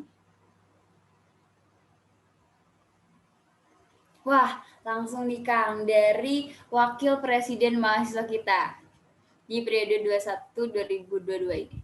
Boleh Teh Alzena Sore Teh. Sore, Assalamualaikum. Waalaikumsalam Teh Nana. Oke, terima kasih untuk Intan atas waktunya. Sebelumnya saya memperkenalkan terlebih dahulu Akang Mufli dan Kang Nofgan. Saya Alzena Wahyu Kirana dari Manajemen Logistik 2018. Alhamdulillah sekarang diamanahkan menjadi Wakil Presiden BEM periode sekarang. Nah, mungkin terima kasih juga kepada akang-akang ini sudah memberikan ilmunya, sudah memberikan pengalamannya yang sangat menarik dan memotivasi kita tentunya. Mungkin tanpa berlama-lama ya Kang, saya ada pertanyaan karena tadi sempat tertarik dengan tantangan Akang ketika ada di BEM. Nah, sebenarnya untuk curcol dulu ya Kang, di BEM ini kan sebenarnya benar kata Kang Nofgan, kita itu badan eksekutif mahasiswa, di mana kita juga memiliki hak dan kewajiban dari mahasiswanya dan mungkin masyarakatnya secara umum. Nah, saya merasa selama 3 tahun, mau 3 tahun mengabdi di dalam BEM ini, saya masih merasa bahwa kalangan mahasiswa Stimlok sendiri masih berada pada tahap kritis khususnya mengenai perjuangan hak dan kewajiban kami. Seperti contohnya mungkin biaya SPP dan segala macam. Nah, di lain sisi, saya juga mendengar bahwa ada rumor bahwa ketika kita memberanikan diri mengusulkan, meminta hak dan kewajiban kami, ternyata ada dari kalangan atas yang tidak setuju ataupun bahkan mengancam ya Kang. Ada omongan bahwa ya nanti bakalan dibekukan. Dan itu akan menjadi kalimat terakhir ketika kami akan memperjuangkan secara menyeluruh kepada mahasiswa. Nah, dari Akang sendiri, gimana sih tips dan trik membangun kepercayaan, membangun keyakinan kepada mahasiswa Stimlok bahwa ya hak dan kewajiban ini harus kita perjuangkan bersama, bukan hanya kepada pengurus BEM saja, tetapi kita semuanya bergerilya bersama untuk mendapatkan tujuan yang kita perjuangkan. Seperti itu sih Kang. Kemudian untuk pertanyaan kedua mungkin lebih ke pekerjaan ya Kang. Nah ini buat Kang Mufli mengenai tadi kan Akang sempat saya melihat bahwa Akang pernah bekerja di kalau tidak salah di Hotel Kapsul ya sebelum selesai menjadi apa ya selesai jadi mahasiswa lah ya Kang. Itu tuh gimana sih cara membranding diri dan menjual diri gitu. Karena yang saya rasakan ya ketika masih belum ada pencapaian yang berarti gitu di kalangan pekerjaan itu tuh akan lebih sulit kita meyakinkan untuk perusahaan sendiri. Paling itu aja sih. Terima kasih untuk waktunya. Mohon dijawab Kang Mufli dan Kang Rian. Terima kasih.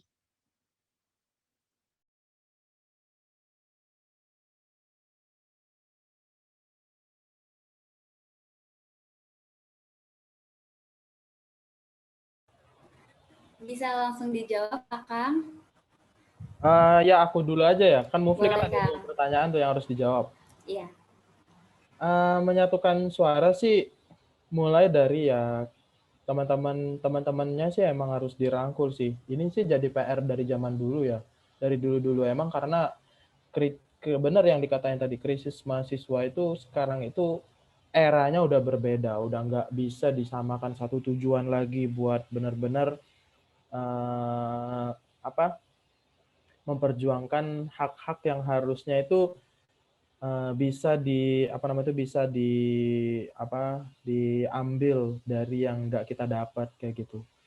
Nah, yang bikin sulitnya adalah kita itu terlalu takut dengan ancaman yang dikasih sih sama pihak kampus. Dan memang sih pilihan untuk memberikan ancaman kepada mahasiswa itu selama ini sih emang efektif. Efektif karena memang kita nggak bisa berbuat banyak lah kayak gitu. Nah, di semacam hal kayak gini tuh diperlukan memang penyamaan pendapat dari teman-teman yang lain kayak gitu. Kalau misalkan dari salah duanya aja udah nggak punya pendapat yang sama untuk mencapai apa yang pengen kita capai, jadi itu pasti bakal susah sih. Nah, ini yang memang jadi PR untuk mahasiswa-mahasiswa sekarang, karena memang harus memberikan doktrin-doktrin semacam itu harus dari awal kayak gitu. Kalau misalkan selama udah berjalannya waktu, pasti susah kayak gitu. Dan memang ada perubahan sih kalau kata aku, perubahan dari mindset dalam proses berpendidikan kayak gitu. Karena nggak semuanya kita harus sama ratakan lah. Kalau tujuan yang pengen kita capai harus disamakan dengan tujuan orang lain itu susah. Bagiku sih mulailah dari internal BEM-nya sendiri kayak gitu. Kalau misalkan dari kitanya sendiri, dari Presma, dari Wapresmanya juga udah punya prinsip yang kuat untuk memotivasi teman-teman yang lain. Aku rasa sih dimulai dari internal BEM-nya sendiri bisa merembet sampai ke eksternal kayak gitu. Itu sih kalau dari aku. Jadi ya secara kesimpulannya ya harus mulai menyamakan pendapat dan menyamakan tujuan. Dimulai dari hal-hal kecil lah, mulai dari kalian tahu, paham visi misi kalian selama di BEM kayak gimana. Setelah internal selesai, baru merambah ke eksternal kayak gitu. Ya itu sih dari aku.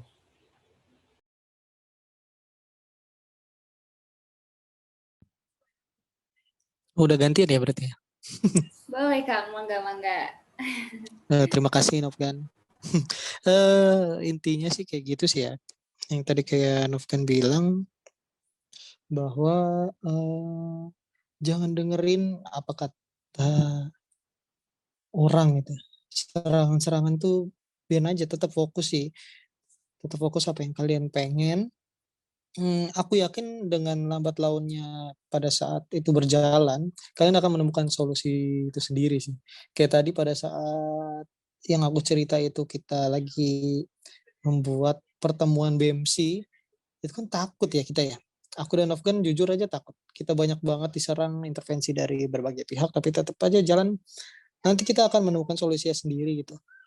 Dari banyak kepala, nggak mungkin banyak kepala di BEM ataupun Ormawa tuh nggak mungkin ada solusi itu sendiri.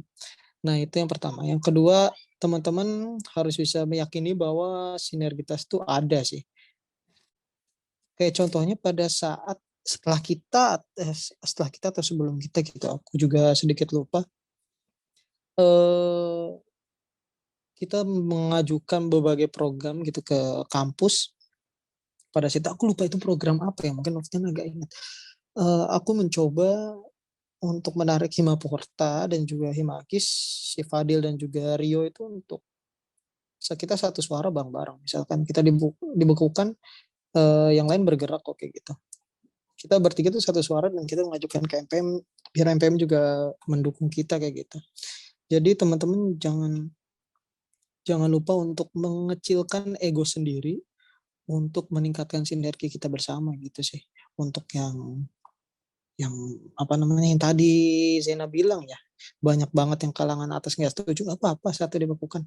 Kita yang penting ada backing-nya nih, teman-teman yang lain tuh juga setuju kok bahwa ini tuh untuk kepentingan bersama gitu. Nanti lambat laun pasti hati para petinggi akan terenyuh sih kayak gitu. Kalau dari pengalaman ya, ya. Kayak gitu. Tadi terus untuk Aljena tadi nanya tentang bagaimana cara branding pada saat masuk ke dunia pekerjaan. Jujur pada saat bekerja di hotel itu yang aku lakukan adalah mengikuti apa kata hati sih, karena bekerja di hotel itu adalah aku dapetin tawaran sih ya, dari salah satu presiden yang untuk Bandung. Kebetulan beliau adalah ownernya. Jadi pada saat itu kesempatan itu datang karena aku mengikuti berbagai organisasi. Ya benar, organisasi adalah link, adalah channel bagi kalian. Teman-teman jangan takut berorganisasi sih menurut aku, karena malamnya kalian untuk tidur itu seharian kamu udah dapat banyak banget sih. Banyak banget. Aku banyak banget channel dari organisasi luar. Jangan cuma ikutin organisasi internal, tapi coba kalau ada rekrutmen di organisasi nasional mungkin bisa diikuti dari situ. Nah, brandingnya adalah aku bersikap aktif pada saat itu, bersikap proaktif dalam suatu kegiatan di seluruh organisasi. Ternyata memang akulah yang ditunjuk gitu.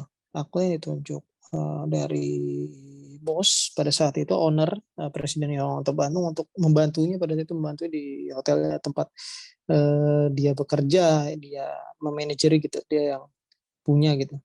Kayak gitu sih. Jadi brandingnya adalah bagaimana teman-teman ikut memaksimalkan apa yang kalian dapat, channelnya dimaksimalkan, pengalaman dimaksimalkan, kayak gitu. Jangan pernah malu untuk mencoba suatu hal yang kecil, meskipun ya aku bekerja di hotel mungkin larut malam gitu, pagi, bahkan ngerjain skripsi aku di hotel, jujur aja tuh, mengejar 3,5 tahun tuh di hotel sambil di depan laptop gitu, ya kayak gitulah. Jangan malu untuk kelihatan banyak orang tuh, jangan malu. Misalkan kamu ingin mencoba, ya coba aja. Kalau aku sih gitu. Terima kasih. Terima kasih Kang Mufli dan Kang Nofgan atas jawabannya. Bagaimana Teh Nana? Apa sudah terjawab? Alhamdulillah sudah keren. Kasih Kang. Alhamdulillah. Terima kasih juga Teh Nana sudah bertanya. Nah, kita juga ada sesi pertanyaan lagi nih bagi Akang Teteh yang ingin bertanya.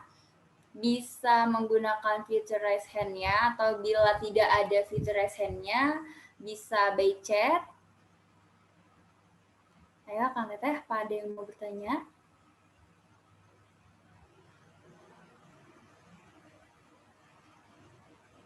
Wah, ada dua nih Kang, dari Kang Rifki Praja selaku Menko 3 dan Teh Krismanda selaku Menteri dari Kemenlu.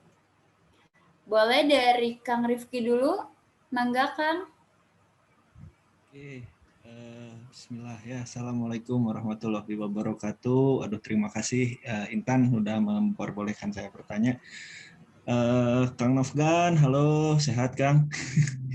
Kang Mufli, saya mau nanya, lebih tepatnya ini pertanyaan yang memang sudah ada di lapangan ya, sebuah pertanyaan yang memang sering terjadi di lapangan sih, simpelnya.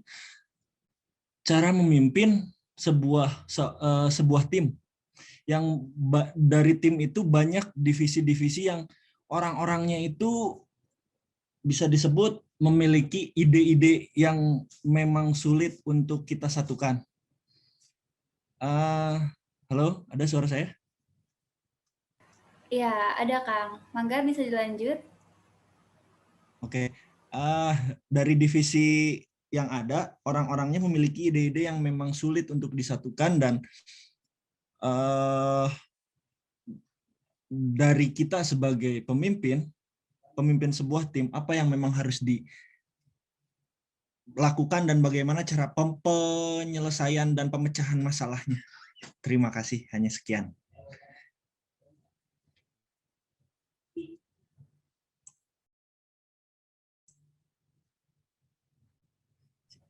Nofgan bisa jawab duluan.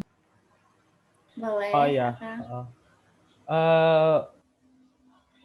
Apa ya, untuk memang sih dalam jadi seorang pemimpin sih lumayan berat dalam artian ini boleh nggak apa-apa ya mengenai kondisiku sekarang ya. Kondisiku sekarang itu aku memimpin tim di mana aku harus berhadapan dengan 4 divisi lain. Ada divisi finance, ada marketing, ada sales, ada event, ada project, ada industri, terus ada project lagi.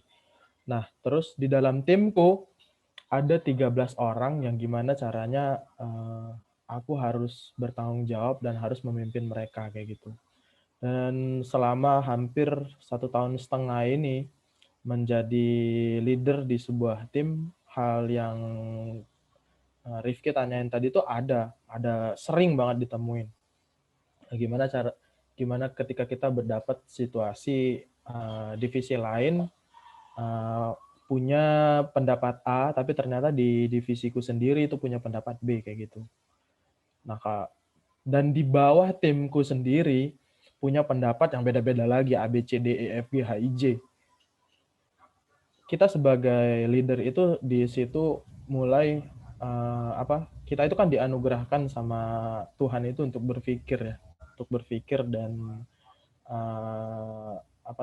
punya hati nurani kayak gitu, dan punya cara berpikir untuk menarik keputusan. Salah satu tips yang aku jalani selama ini ketika aku mendapatkan situasi kayak gitu, aku sih selalu berusaha untuk menarik satu kesimpulan, di mana kesimpulan ini itu mewakili dari tiap pendapat yang ada kayak gitu, dan tidak merugikan diriku sendiri, tidak merugikan timku, dan tidak merugikan tim lain kayak gitu. Nah, itu yang yang harus kita lakukan sebagai seorang pemimpin kayak gitu. Nah, apalagi kalau misalkan kayak di organisasi ya, di organisasi tiap divisi pasti punya pandangan-pandangan yang berbeda tetap terhadap sesuatu yang kita bahas. Yaitu tadi, sebagai seorang leader, sifat egois itu harus ditinggalkan sih kalau kata aku. Jadi kalau misalkan kita sudah punya satu hal yang kepentingan yang memang pengen kita capai sendiri, makin ke akhir tuh makin nggak bagus kayak gitu. Jadi betul-betul bahwa Presma dan Wapresma ini, pemimpin yang paling tingginya ini harus menggiring opini kalau kita itu punya kesepakatan bersama yang ingin kita capai, tapi bukan kesepakatan tiap masing-masing leader dari divisinya kayak gitu. Jadi kuncinya di situ sih, untuk menghadapi situasi di mana kita sebagai pemimpin ada pendapat-pendapat yang berbeda kayak gitu. Cuma balik lagi, aktualisasinya, kita hidup itu punya tujuannya kita masing-masing gitu, punya kepentingannya kita masing-masing. Mengalahkan ego itu hal yang paling susah, entah itu di setiap bidang ya. Ego di hubungan kalian, mungkin sama teman kalian, sama keluarga kalian, sama pacar kalian mungkin, terus sama lingkungan sekitar kalian. Mengalahkan ego itu hal yang paling susah lah. Kalau misalkan ada yang ada yang pernah debat dengan orang lain, punya keluar sifat egoismenya, ya manusiawi. Tapi dalam hal kita sebagai seorang pemimpin ya, egoisme harus cepat-cepat dihapuskan lah kayak gitu. Ya balik lagi ke pribadi orangnya sih, kayak gitu.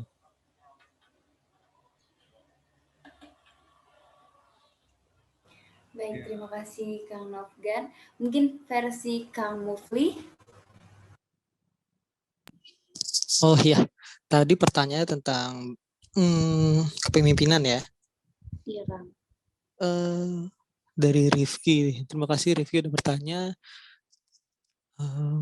Kalau soal kepemimpinan mungkin dari BEM dulu, pada saat itu aku sih pada saat sorry pada saat itu mengambil anak-anak, atau bukan mengambil ya, merekrut anak-anak untuk masuk ke timku. Yang pertama adalah yang aku lihat adalah kemauan mereka itu sendiri sih. Yang pertama kemauan mereka itu sendiri, bagaimana mereka cara memimpin diri sendiri. Utamanya itu yang pertama tuh, aku pengen lihat bagaimana mereka bisa memimpin dirinya sendiri, karena dengan dia sudah memimpin dirinya sendiri, itu akan mudah nanti bekerja sama. Jika nanti ada instruksi rantai komando dari atas pun mudah adaptif dengan instruksi-instruksi tersebut gitu, yang pertama. Lalu pada saat perjalannya waktu di keanggotaan BEM, aku tuh pengen kita brainstorming bareng-bareng, kita bersinergi bareng-bareng, kita satukan pendapat, satukan ide lah gitu. Dan jika ada satu orang nih yang memang tidak dia melenceng dari ide-ide kita yang sudah disepakati gitu, atau bukan melenceng, mungkin ada isi kepala dia lebih mempunyai banyak ide gitu, kita akan rundingkan bersama gitu. Pokoknya mau kalian sampai jotos-jotosan, ya it's okay, aku nggak masalah tentang itu.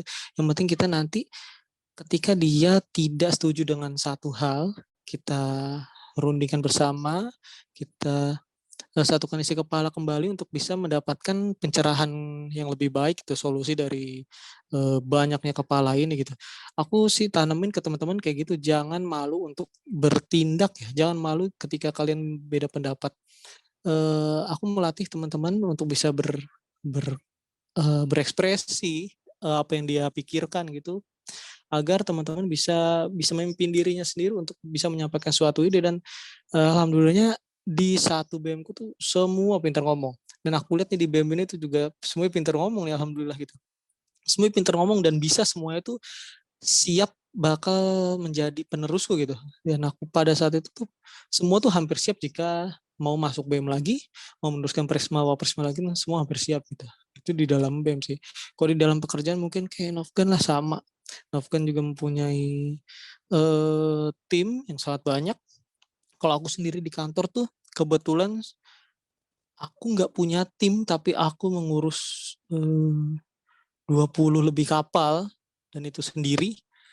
Itu tuh dalam pekerjaannya tuh beda banget rasanya, karena di kapal itu ada seorang chief, ada seorang captain yang mungkin pengalamannya lebih tinggi gitu. Jadi caranya untuk di pekerjaan sih aku menurunkan egoku ya. Mungkin takutnya nanti pada saat orang-orang atau kru-kru, teman-teman di pekerjaan tuh egonya adalah anak kecil nih so tahu gitu kan. Biasanya tuh gitu. Jadi bagaimana egoku yang fresh graduate ini, yang baru fresh gitu, yang baru lahir dari kampus gitu, bisa mengikuti mereka terlebih dahulu, mengetahui apa yang diinginkan mereka, dan kita mengikuti alurnya tuh. Nanti kita bakal ketemu titik akhirnya tuh. Titik akhirnya adalah bagaimana kita bisa menjadikan salah satu program untuk bisa mengatur semuanya sih. Yang aku rasain sih gitu sekarang. Jadi meskipun aku berhubungan dengan captain-captain yang umurnya 50 tahun, 60 tahun, masih aku bisa, dan bahkan mereka malah balik hormat ke aku gitu. Karena aku tidak membosi, tapi lebih meleader. Jadi leader dan bos itu beda banget sih, jauh. Kayak gitu sih. Thank you. Baik, terima kasih Kang Mufli dan Kang Novgan atas jawabannya. Bagaimana Kang Rifki? Apa sudah cukup atau masih ada yang ingin ditanyakan? Untuk sekarang, dan memang ini alhamdulillah cukup, Kang. Terima kasih sudah dijawab dan diberikan bagaimana cara pemecahan masalah mungkin ya, yang mungkin saat ini sedang saya harus mungkin tanyakan gitu ke akang-akang senior saya di sini. Terima kasih Kang Novgan, Kang Mufli. Baik, karena kita sudah di penghujung acara nih Kang. Sudah alhamdulillah, sudah sharing tentang banyak hal dari Akang. Semoga ilmu dan pengalaman yang Akang berikan bisa menjadikan kami semua menjadi motivasi dan tentunya agar kita semua lebih baik lagi. Sebelum acaranya ditutup, kami ada sedikit oleh-oleh nih Kang dari BEM. Bisa ditampilkan oleh-olehnya teh. Nah, untuk yang pertama, kami ada sertifikat kepada narasumber yaitu Kang Mufli Alfian sebagai pembicara. Terima kasih untuk Kang Mufli karena sudah berbagi cerita pengalamannya kepada kami. Semoga berguna untuk kami dan sukses untuk Akang karirnya. Semoga sehat selalu dan sampai bertemu di lain kesempatan ya Kang. Nah, ada juga nih oleh-oleh untuk pembicara kita yang kedua. Nah, oleh-oleh itu untuk Kang Novgan atau Kang Novriandi Agung Hutama. Terima kasih ya Kang sudah berbagi pengalaman, cerita banyak, dan memotivasi kami semua. Sukses selalu karirnya dan semoga sehat selalu ya Kang. Sampai bertemu di lain kesempatan ya Kang. Sebelum acaranya ditutup, apa ada kata-kata lagi atau sepatah dua patah dari Akang kepada untuk kami semua?